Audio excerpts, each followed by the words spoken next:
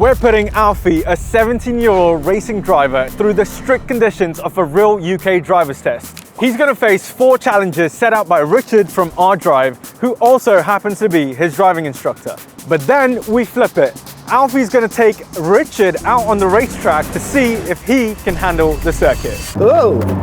So Alfie, be honest, how do you think today's going to go? I think the driving for me, fingers crossed, is going to be quite easy, but Richard, he's going to get a bit of a scare when I take him around. Oh, what do you think, Richard? Do you think you can handle the track? Yeah. Oh. Have you taught any racing drivers how to drive before? I have. I taught a guy who's high up in Citroen Saxo. Is that a category? Yeah, it's Citroen Saxo. And the issues is get over the fact you can control a car. That's a given. It's what you do with the car. Right. The biggest one is monofocusing. The roundabouts aren't made for donuts then? Or... Yes, Alfie. Okay, right, okay, yeah. Got that, yeah. First up, the parallel park. Alfie doesn't look all that confident. He's never parked a car before. So let's see how he does. Let's see if I can do this. I don't know if he's going to do it. It's only a Tesla behind. Attempt number 2. I failed the first test. Not necessarily. This is the first time I've seen Alfie struggle in a car. We're in. I did it. Oh, you done? We might have set him up to fail, but in actual fact, with all fairness, not a bad effort first time. Can you go back to the racetrack, please? Next is the controlled drive. Richard's watching closely under full test conditions. Let's see how a racing driver handles the public roads.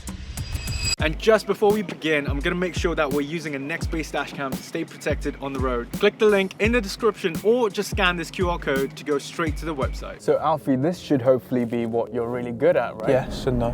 What we're observing is what's going to be a threat to us, essentially. Danger can come from everywhere. If I'm putting into a soundbite, it's like being proactive, not reactive. I taught you that one.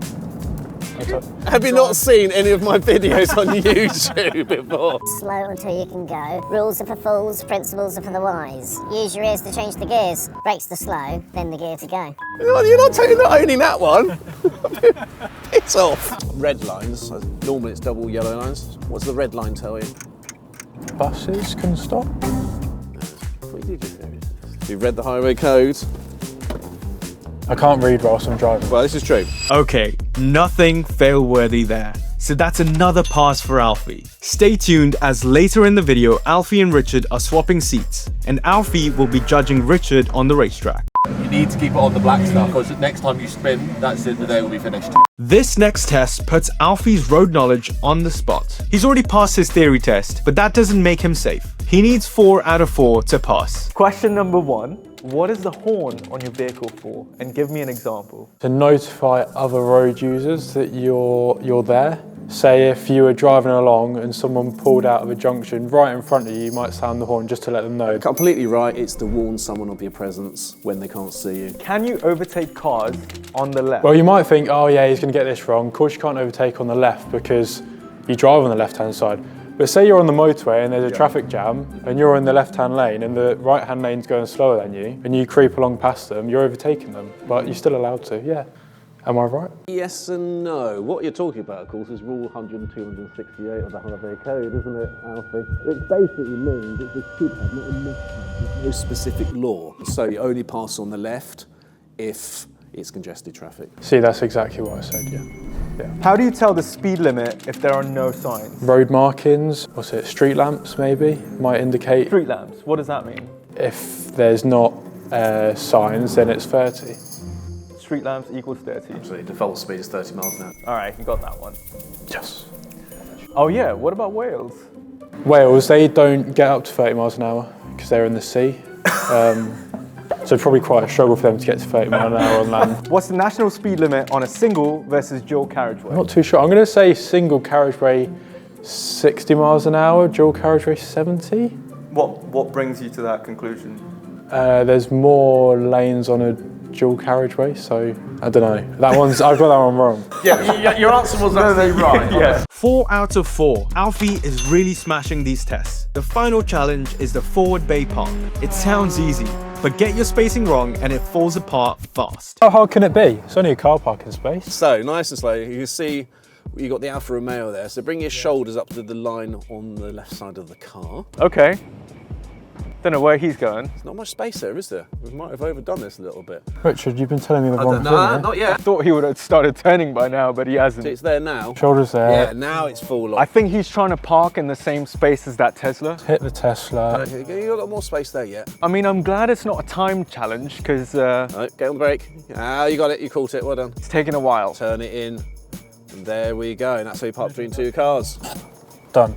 Should we say the next challenge is get out without hitting the car? No surprises there. The racing driver actually passed his test with flying colors. And now for the fun part. We're at Donington Park and we're reversing the roles. Richard's in the driver's seat and Alfie's the coach. One lap with no help. That's it. That's to set the benchmark. And then Alfie steps in and tries to make him faster.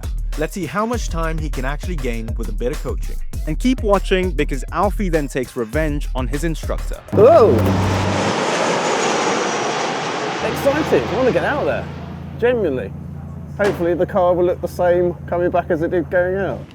You're going to have to do this yourself. Yes. I'm not giving you any instructions. The track's cold, the tyres are cold, and Richard has never driven on the track before, and this car is a bit of a beast. Shoulder check. Slightly nervous.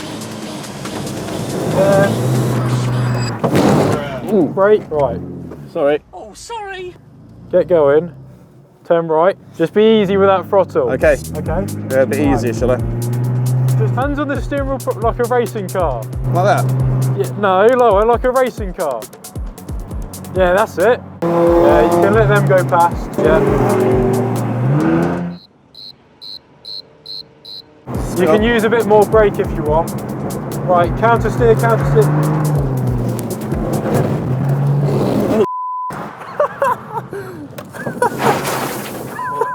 Turn left, gentle with the throttle, because we're in the gravel. Yeah.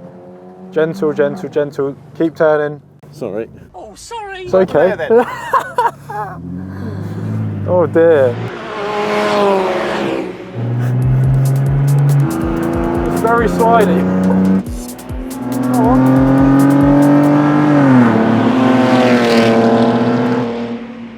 I was expecting a lot more. Ethan's just up there, we'll go to him.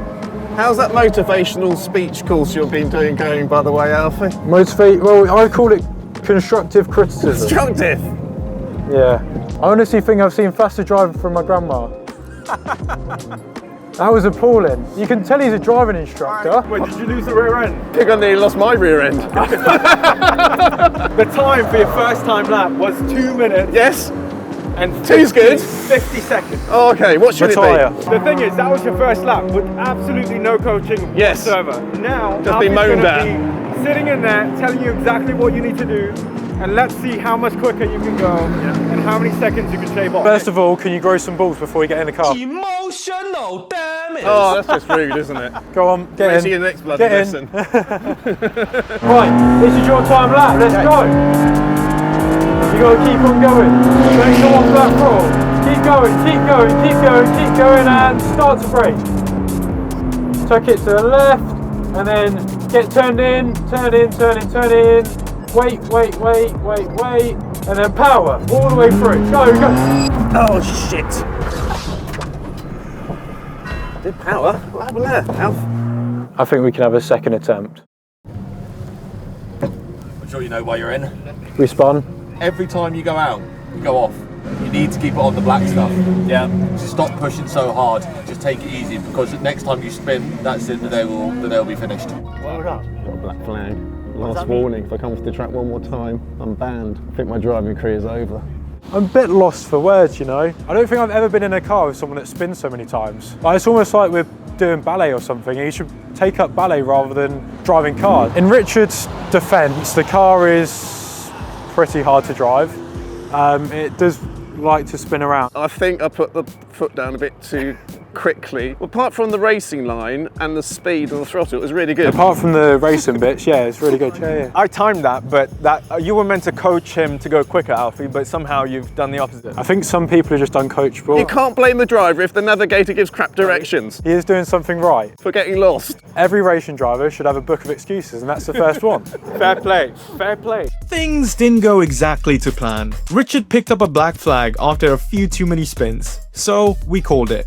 At that point, there was only one thing left to do. Alfie jumps back into the hot seat to show Richard how it's really done. Right, you ready? You're going to show me how it should be done? Well, my plan is to get it round without spinning. Okay, that's good.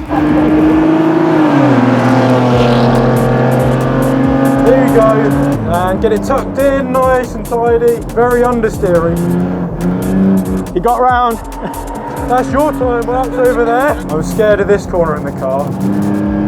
Oh, that's nice. Ooh. Nicely done.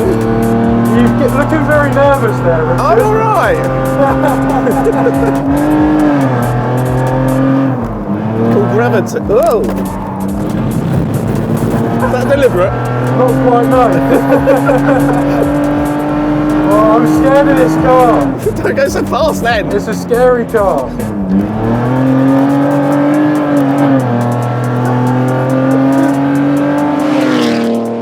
That is insane. Oh, I've actually... Yes.